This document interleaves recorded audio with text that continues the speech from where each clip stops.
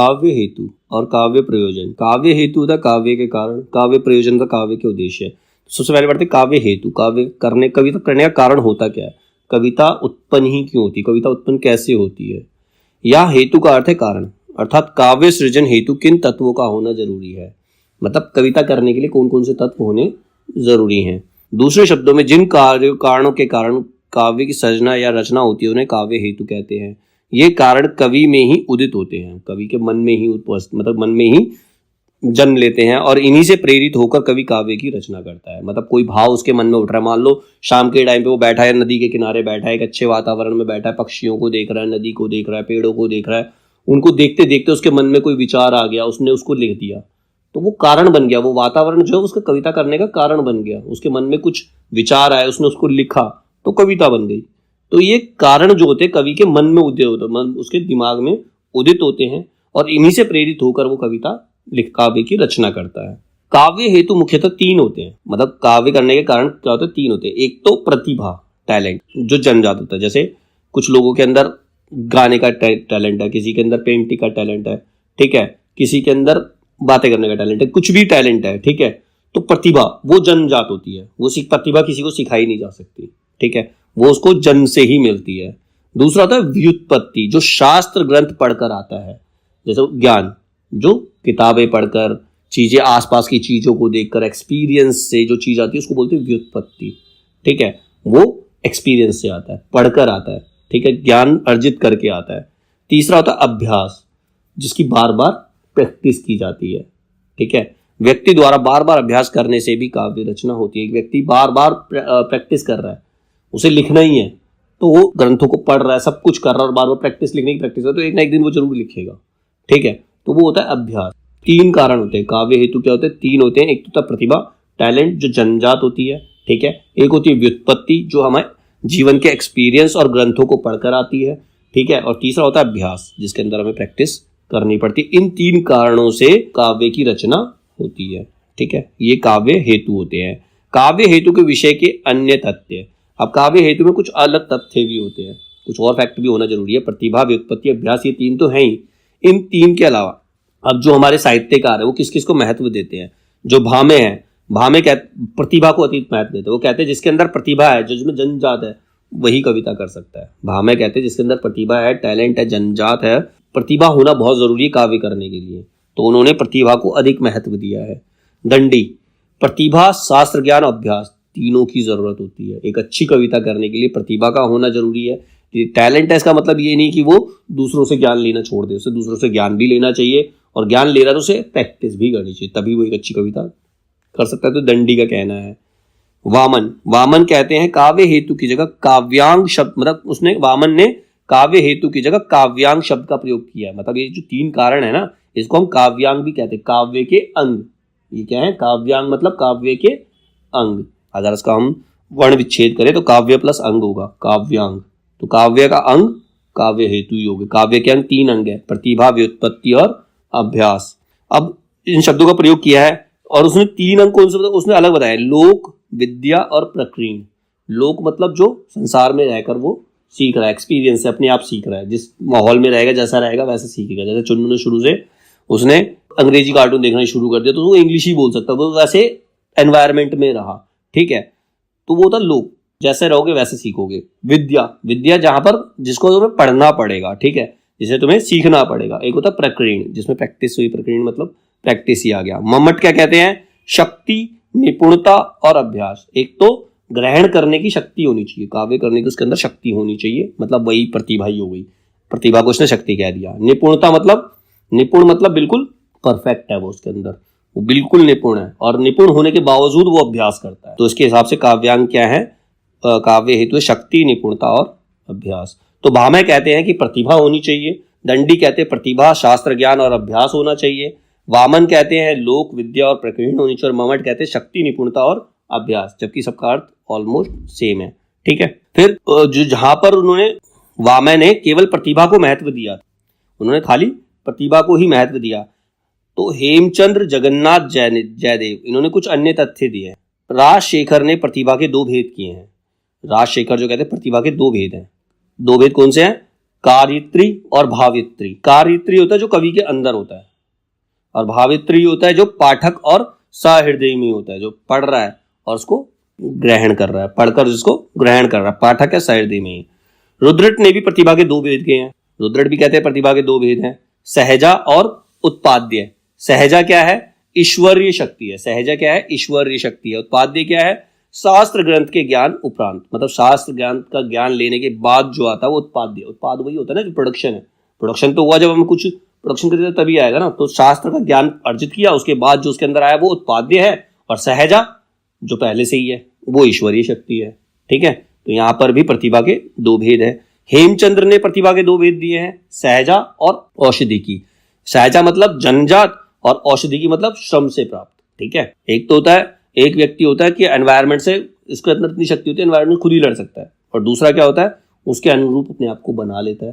ठीक है, मेहनत करके, श्रम करके उसके अनुरूप खुद को बना लेता है, श्रम से प्राप्त है, मेहनत करके उसने प्राप्त किया है। ठीक है, अब कुछ और तथ्य हैं। भट्टौत ने प्रतिभा को क्या कहा है?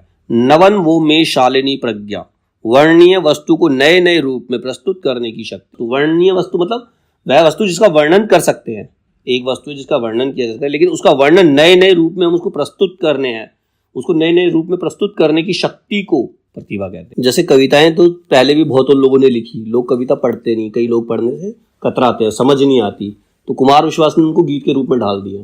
ठीक है, तो उसको अब ज्यादा पब्लिसिटी मिल गई, जो लोग ज्यादा सुनते हैं और ज्यादा समझने की कोशिश करते हैं, तो वो उसका एक टैलेंट है, वो उसकी एक प्रतिभा है, तो उसको उसने नए तरीके से लोगों के सामने प्रस्तुत किया ताकि लोग उसे सुने और समझें। ठीक है, अभिनव गुप्त ने प्रतिभा को अपूर्व वस्तु निर्माण क्षमा प्रज्ञा कहा है।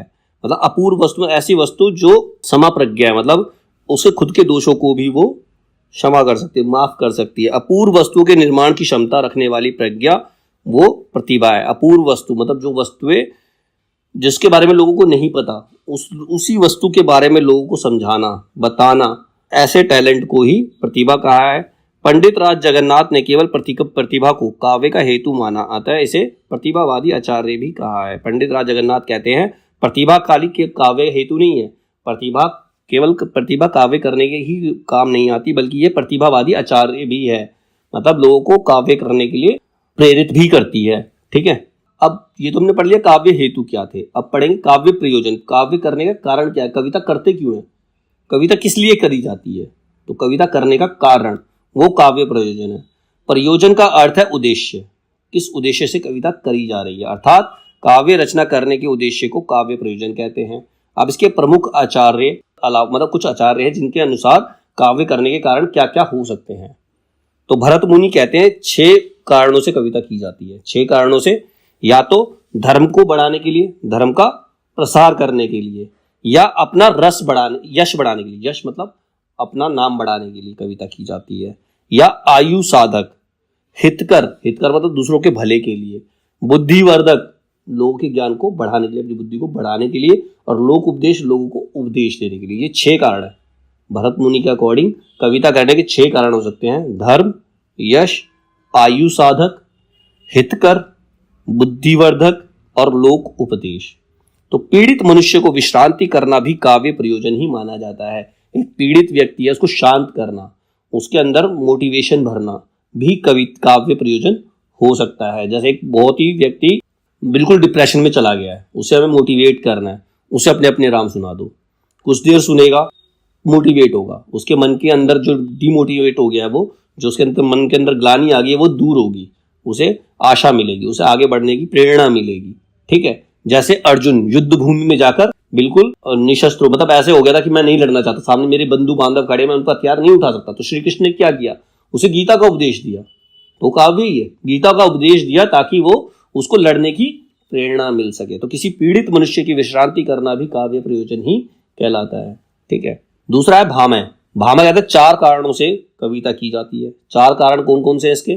धर्म, या तो धर्म के प्रसार के लिए, अर्थ, यहाँ पर अर्थ का मतलब है पैसा, पैसा कमाने के लिए, काम, काम मतलब होता है कोई व्यक्ति अपने प्रेम को प्रदर्शित करना चाह रहा है उसके लिए, मोक्ष, मोक्ष प्राप्ति के लिए, जैसे गीता का उपदेश मोक्ष प्राप्ति के लिए। ठीक है, तो ये 4 कारणों से 4 पुरुषार्थ होते हैं, धर्म, अर्थ, काम, मोक्ष, इसके लिए कविता की जाती है, तो ये काव्यार्थ। ठीक है, कीर्ति और प्रीति, कीर्ति और प्रीति, कीर्ति मतलब अपना यश बढ़ाने के लिए, प्रीति मतलब अपने प्रेम को दिखाने के लिए।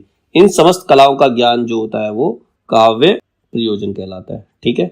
वामन, वामन क्या कहते हैं? आचार्य वामन ने कीर्ति प्रीति हेतु कहकर कीर्ति और प्रीति का प्रसार करना काव्य का प्रयोजन बताया है। उसने कहा कविता दो कारणों से की जाती है, या तो अपनी कीर्ति के लिए, अपने नाम को बढ़ाने के लिए, या फिर अपनी प्रीति के लिए, यानी कि अपने प्रेम को प्रसारित करने के लिए ही कविता की जाती है। और भोजराज जो है वो भी यही मानते हैं, भोजराज का कहना भी यही है। फिर है ममट, इन्होंने 6 काव्य प्रयोजन माने हैं। 6 काव्य प्रयोजन कौन कौन से हैं? काव्य यशस्त्रीकृत्य व्यवहार विदे शिवेत रक्षते सदैव पर निवृत्ते कांता सम्मित तयो उपदेश युजे, यानी कि यश प्राप्ति के लिए, यश प्राप्ति के लिए कविता की जाएगी, या अर्थ प्राप्ति के लिए की जाए। अर्थ मतलब पैसा, अर्थ का मतलब यहाँ पर पैसा है, पैसे की प्राप्ति के लिए। व्यवहार, लोगों के अंदर अपना नाम बनाने के लिए। ज्ञान, व्यवहार का मतलब ज्ञान हो गया। शिवेतर मतलब रोग का नाश, मतलब डिप्रेशन का नाश करने के लिए। रोग का नाश तो कविता से नहीं होता, डिप्रेशन का नाश हो सकता है। परमानंद की प्राप्ति, लोगों को भक्ति देने के लिए, ईश्वर में लीन करने के लिए। और कांता समिति मतलब जो स्त्री की तरह कोमल उपदेश देने के लिए कविता का इस्तेमाल किया जाता ममट के अकॉर्डिंग। कबीरदास, कबीरदास क्या कहते हैं? तुम जिन जानो गीत है यह निज ब्रह्म विचार। तुम जिसको गीत समझ रहे हो, मतलब कबीर की वाणी जो कबीर ने लिखा, तुम जिसको गीत समझ रहे हो, ये मेरे अंदर का ईश्वरीय विचार है। ठीक है, ये मेरे अंदर का ईश्वरीय विचार है, भगवान ने ये विचार मेरे अंदर डाला है जो मैं आपको सुना रहा हूँ, ये खाली गीत नहीं है। ठीक है। उन्होंने लिखा ना, बड़ा हुआ तो क्या हुआ जैसे पेड़ खजूर, पंथी को चाया नहीं फल लागे अति दूर। मतलब बड़ा होने से कुछ नहीं होता जब तक कि वो किसी और के काम ना आए। पेड़, खजूर का पेड़ भी बहुत बड़ा होता है लेकिन उसको कोई फायदा नहीं है। पंथी मतलब जो राह चल रहा है उसको छाया वो नहीं दे सकता, और उसका फल भी इतनी दूर लगता है कोई जड़ के तोड़ भी नहीं सकता। तो खजूर का पेड़ किसी काम का नहीं उसके अकॉर्डिंग। ठीक है। तुलसीदास, अब तुलसीदास क्या कहते हैं? कीर्ति भनिति भूति भली सोई सुरसरी सम सब कर हित होई। कीर्ति भनिति भूति भली सोई मतलब जो करा उसने, जो भी हमने करा, जो भूत भविष्य में हमने जो भी करा, सुरसरी सम सब कर हित होई, जिसको सुनकर सबका हित हो, ऐसी वाणी जिसको सुनकर सबका हित हो, सबका भला हो, वो काव्य प्रयोजन है। ठीक है। भावार्थ, कीर्ति, कविता और संपत्ति। वो कहता है कीर्ति, कविता और संपत्ति वही उत्तम है जो गंगा जी की तरह सबका हित करने वाली हो। गंगा जी की तरह, जैसे गंगा जल सबका हित करता है, गंगा नदी सबका हित करती है, तो कीर्ति मतलब किसी का नाम बढ़ रहा है, कविता और संपत्ति वही काम की होती है जो दूसरों के लिए, दूसरों भले के लिए यूज की जा सके। तो वही है कीर्ति भनिति भूति भली सोई। कीर्ति मतलब कीर्ति, भनिति मतलब कविता, संपत्ति वही सही है जो सुरसरी सम सब कर हित होई। सुरसरी मतलब गंगा, यहाँ पर सुरसरी शब्द जो है, सुरसरी मतलब सुर मतलब देव, सरी मतलब सरिता नदी, देव नदी। सुरसरी मतलब देव नदी, वो गंगा को कहा गया देव नदी।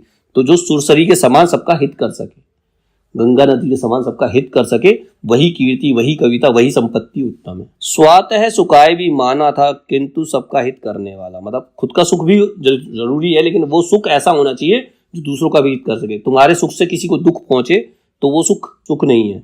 ठीक है। फिर महावीर प्रसाद द्विवेदी, महावीर प्रसाद द्विवेदी कहते हैं ज्ञान का विस्तार और आनंद की अनुभूति। कविता का जो कारण है, मेन कारण क्या है? या तो ज्ञान का विस्तार करना और दूसरा आनंद की अनुभूति करना। कविता सुनने के लिए आनंद की अनुभूति।